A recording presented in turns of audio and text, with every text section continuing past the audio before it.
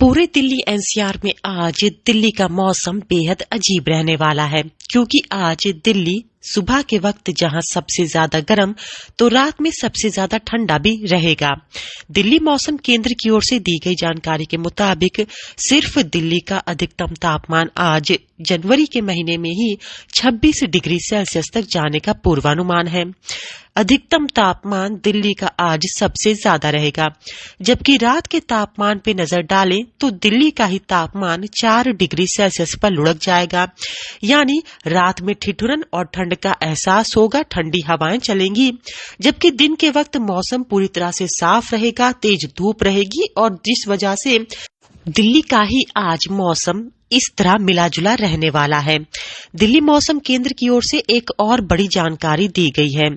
दिल्ली मौसम केंद्र के अपडेट पे नजर डालें तो आज से हवाओं की स्पीड बढ़ने जा रही है, यानी पूरे दिल्ली एनसीआर में आज 10 से 15 किलोमीटर प्रति घंटे की रफ्तार से तेज हवाएं चलेंगी।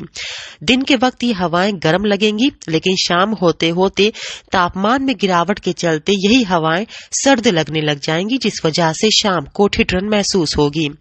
आज गाजियाबाद, नोएडा और गुड़गांव में भी अधिकतम तापमान लगभग 22 से 24 डिग्री सेल्सियस, तो वहीं रात का तापमान 7 से 10 डिग्री सेल्सियस तक जाने का पूर्वानुमान है।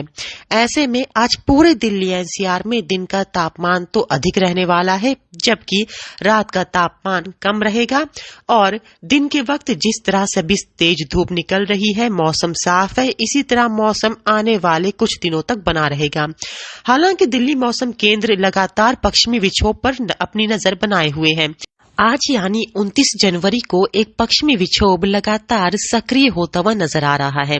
यह पश्चिमी विक्षोभ हिमालयन रीजन में सक्रिय हो रहा है।